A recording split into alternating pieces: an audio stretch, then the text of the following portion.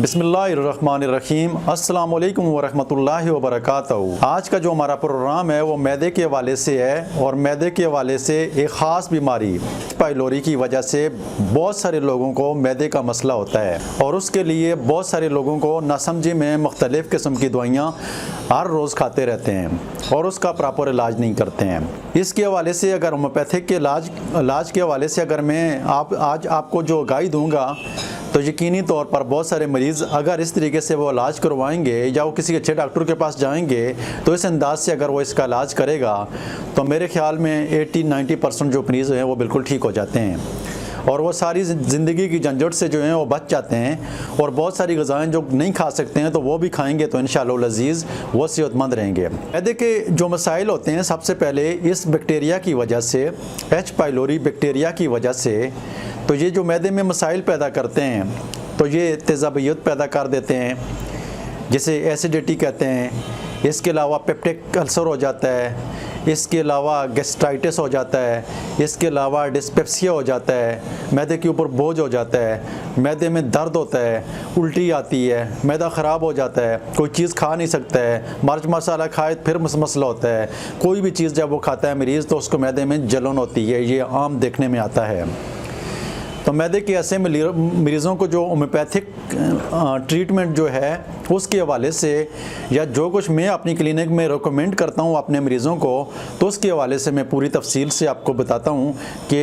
Awan homeopathic centre में इस तरह के एच पाइलोरिया के जितने भी पेशेंट आते हैं, एच पाइलोरी के जितने पेशेंट भी जो आते हैं उसकी किस तरीके से ट्रीटमेंट की जाती है। तो मैं सादा अल्फाज में ये बताऊँगा कि अवान होम्योपैथिक सेंटर में जिस तरीके से मैं प्रिस्क्राइब करता हूँ मैं सेम आपको वही बताऊँगा कि मेरे पास क्लिनिक में जो 80-90% मरीज़ ठीक हो जाते हैं वो किस तरीके से ठीक होते हैं। सबसे पहले जब मैदे का मरीज़ मेरे पास आता है तो सबसे पहले मैं उसको जो सबसे पहली डोज देता हूँ तो वो नेक्सोमिका 1 mg में देता हूँ और उसके बाद जो 10-15 मिनट के बाद जो दूसरी डोज़ होती है वो एच पाइलोरी 1 mg की डोज़ होती है। कि मरीज़ों की मुख्तलिफ़ किस्म की कंडीशन होती है लेकिन ज़्यादातर देखने में जब आया है तो वो उनको मैदे के जलन की ज़्यादा तकलीफ़ होती है। जिन मरीज़ों को मैदे की जलन होती है ये एच पाइलोरी 1 mg में उन मरीज़ों को देता हूँ और वो हर तीसरे चौथे दिन बाद हर 3-4 दिन के बाद एच पाइलोरी 1 mg में मैं अपनी क्लिनिक में टेबलेट बना कर देता हूँ। लेकिन अगर आप मेरी क्लिनिक में नहीं आ सकते हैं तो आप एच पाइलोरी 1 mg की बोतल ले लें, एक पोटेंसी ले लें और यानी आज मिसाल के तौर पे जुमरात का दिन है तो आज जुमरात के दिन सुबह 3 कतरे आपने ज़बान पर डाल दिए, फिर आपने जुम्मे को भी नहीं डालने, फिर आपने हफ्ते को भी नहीं डालने, फिर आपने इतवार को भी नहीं डालने, फिर आपने पीर को डालने, यानी 4 दिन के बाद आप अपनी रूटीन बना लें। हर जुमरात और हर पीर 3 कतरे अपनी ज़बान पर डाल दिया करें जब तक आप ठीक नहीं होते हैं। महीने, 2 महीने, 3 महीने में आप तकरीबन ठीक हो जाएंगे इंशाअल्लाह। मैदे में अगर आपको जलन होती है तो उसके साथ 2 मेडिसिन आपने और लेनी है। वो रुबीना 30 में सुबह दोपहर शाम 3-3 कतरे 3 टाइम ज़बान पर डालने और दूसरी जो मेडिसन है वो नेट फास है, नेट्रम फास। 3 कतरे सुबह, 3 कतरे दोपहर और 3 कतरे रात ज़बान के ऊपर डालने और ये खाने के बाद डालने हैं। ये 1 महीना इस्तेमाल करें, ठीक हो जाएं तो सही है, अगर नहीं ठीक होते हैं तो दूसरा महीना भी करें, अगर फिर भी ठीक नहीं होते हैं तीसरा महीना भी ठीक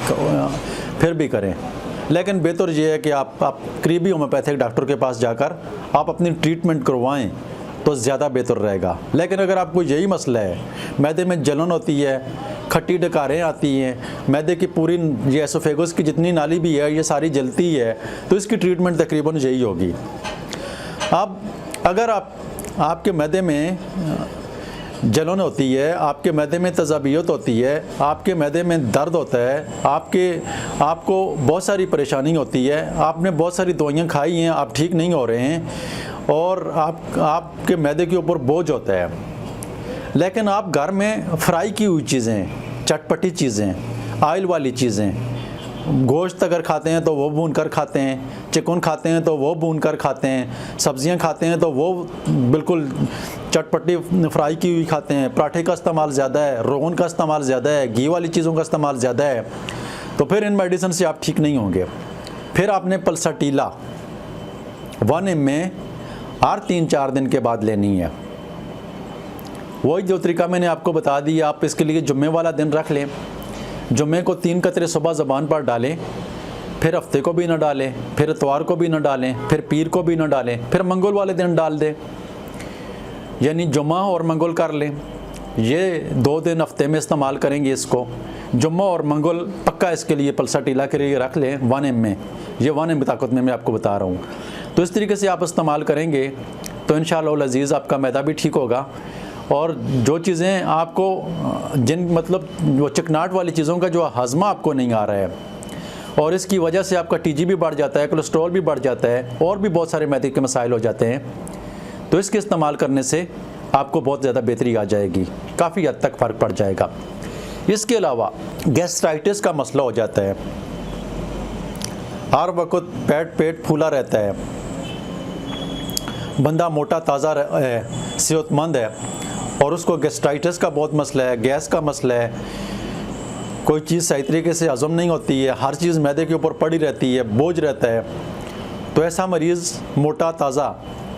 ये लाइकोपोडियम 1 ml हर 3-4 दिन के बाद 3 कतरे अपनी ज़बान पर डाल देगा, या करीबी होम्योपैथिक डॉक्टर के पास चला जाए, उसको बोले कि वो टेबलेट बना कर दे दे, ग्लूबल्स के ऊपर डाल कर दे दे, डिस्किट के ऊपर डाल कर दे दे, बना कर दे दे आपको, और वो इसी तरीके से टेबलेट वगैरह चूस कर या चबा कर खा लें आप, तो ज़्यादा बेहतर रहेगा। और ऐसे मोटे आदमी लोग जो होते हैं उनको गैस्ट्राइटिस का मसला है, तो वो लाइकोपोडियम को इस्तेमाल करेंगे तो अल्लाह ताला के फजल करम से वो मरीज़ सेहतयाब हो जाएगा। लेकिन अगर मरीज़ कमज़ोर है, उसकी सेहत अच्छी नहीं है, उसका पेट भी कमज़ोर है, सूखा हुआ है, खून की कमी है, और उसको गैस बहुत ज़्यादा होती है, तो वो मरीज़ लाइकोपोडियम से ठीक नहीं होगा। उस मरीज़ को फिर चाइना लेनी पड़ेगी, चाइना 1 ml ही हर दूसरे तीसरे दिन, चौथे दिन,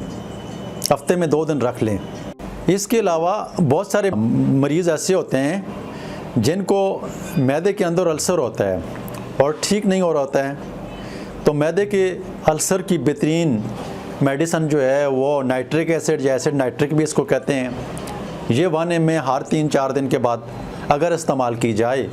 तो मैदे का अल्सर जो है वो तकरीबन इस मेडिसन के साथ ठीक हो जाता है। ऐसे मरीज़ जिनको गुस्सा बहुत आता है और साथ में नींद नहीं आती है, तो वो नेक्सोमी का 200 में लेंगे रोज़ाना रात को सोते वक्त, तो अल्लाह ताला के फजल से उनका गुस्सा भी ठीक हो जाएगा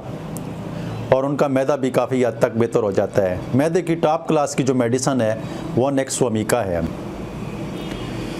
इसके अलावा ऐसे बहुत सारे मरीज़ होते हैं जिनके हाथ पाँव की तलियां जलती हैं और साथ में कब्ज़ भी होती है, तो वो सल्फ़र 200 में रोज़ाना सुबह उठते ही 2 कतरे अपनी ज़बान पर, 3 कतरे अपनी ज़बान पर डाल लेंगे, तो उनकी पाँव की तलियां जो जलती हैं वो भी ठीक हो जाएंगी और उनकी कब्ज़ जो है वो भी ठीक हो जाएगी। इस तरीके से अगर आप मैदे के हवाले से आपको किसी भी किस्म की कोई प्रॉब्लम है, तो मैदे के हवाले से और भी बहुत सारी मेडिसन हैं, लेकिन ये रूटीन की मेडिसन जो थी वो मैंने आपके साथ शेयर कर ली हैं। इंशाअल्लाह अज़ीज़ अगर आप इनको इस्तेमाल करेंगे तो आपको बहुत ज़्यादा फ़र्क होगा। अपनी सेहत का बहुत ज़्यादा ख्याल रखें। अल्लाह आपको सेहत वाली लंबी ज़िंदगी अता फ़रमाए, और अपनी दुआओं में याद रखना। प्रोग्राम सुनने का बहुत शुक्रिया। अगर प्रोग्राम पसंद आए तो उसको शेयर ज़रूर करना। अल्लाह हाफ़िज़।